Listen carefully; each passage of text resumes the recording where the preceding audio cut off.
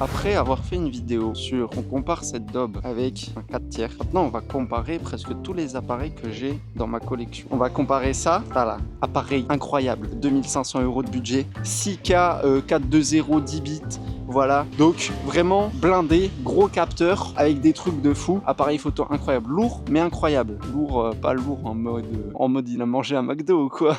Et en fait, on va comparer ça avec un appareil qui date de 2006. C'est mon premier appareil. Je le prenais quand j'étais gosse. 2006 l'appareil. Il y en a, ils regardent cette vidéo, ils sont même pas nés quoi. Dites-vous, il y a des fonctions de dingue sur cet appareil. Déjà, ce que j'adore, c'est qu'il y a un port SD sur le côté, pas par dessous comme sur tous les appareils cheap. Du coup, tu peux sortir ta carte SD par le côté, t'as pas besoin de te faire chier. Le seul inconvénient, le capteur dessus, il est plus grand que ça, mais c'est 7 mégapixels. Mais 2006, dites-vous, 2006, qu'est-ce que vous foutiez en 2006? Et on va comparer 2006 à 2000, je sais pas comment quand il est sorti, 2023 il me semble. 2006 à 2023, il y a combien d'années d'écart? Beaucoup. Et en fait, l'objectif, c'est de faire une photo de paysage. Donc là, on a un paysage banal, hein. Paysage basique, banal. On n'a pas de chichi, et après, on va prendre chacha.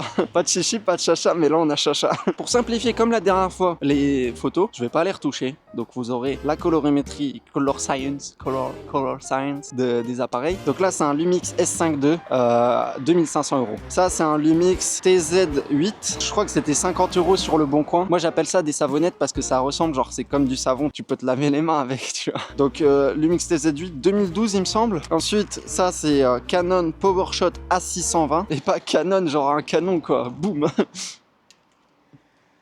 Voilà. Après, on a le Lumix GX9. Bon, ça, vous le connaissez sur ma chaîne. Je l'utilise tout le temps. Ah oui, et les optiques, j'ai oublié. Donc là, on a 24-70. Bon, c'est la seule optique que j'ai parce que trop cher. Envoyez-moi, s'il vous plaît, une optique Panasonic. Là, c'est un 25 mm, mais en gros, on peut faire un big zoom. Voilà, un big zoom.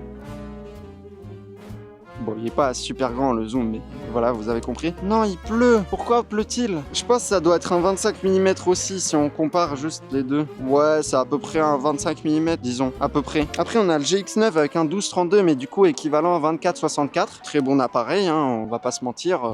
Il m'a carry, quoi. Ça fait un an qu'il me carry. Pourquoi il pleut? Mais en plus, il a arrêté de pleuvoir, là. Attends, pluie, arrête-toi. Moins 5, moins 5. Heureusement, il est tropicalisé, hein. Bah, il arrête de pleuvoir, là. Non? Tu trouves pas qu'il arrête de pleuvoir? On peut aller sous les arbres, là-bas. Viens, on va sous les arbres. Bon, du coup, on a dû décaler. Et regarde, c'est mes flingues. Genre, je suis un cow-boy. En plus, j'ai un canon.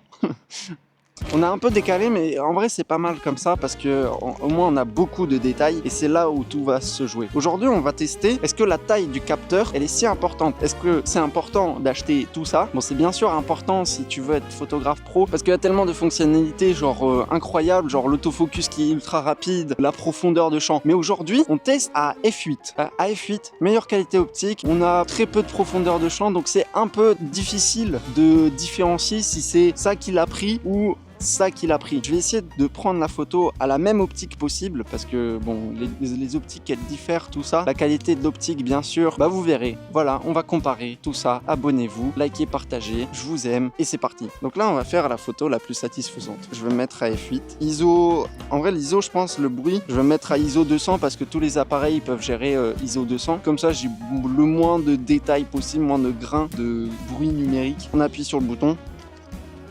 Voilà, photo prise. Suivant! Ça me fait chier. On va prendre la savonnette. Théoriquement, le S5, je l'ai mis à 25 mm. Là, la petite savonnette, on va la mettre aussi à 25. Donc là, regardez, déjà un petit défaut. On n'a pas d'écran. Je me mets en mode ouverture. Je règle ISO. Où les ISO là dessus? Soit ça pleut, soit ça moustique. Déjà, ça, c'est un problème. Je peux pas mettre à F8, je peux mettre à F6.3 maximum. C'est nul, ça. Pourtant, F8, c'est universel. Bon, bah, on va faire avec F6.3. Normalement, ça ira parce que c'est un petit capteur. Donc, normalement, il n'y aura pas de grosse profondeur de champ. Donc là, maintenant, on va faire la photo. Est-ce que j'ai réglé les ISO? Sensibilité, 200. Je suis à 200 ISO. Photo. On continue. La seule chose qui est bien avec le savonnette, c'est vraiment un truc d'instagrammeuse. Parce que du coup, tu peux faire des photos sans retoucher en quelque sorte. Tu fais des photos comme tu veux et ça fait une jolie couleur. On est bien. Appareil suivant, mon GX9.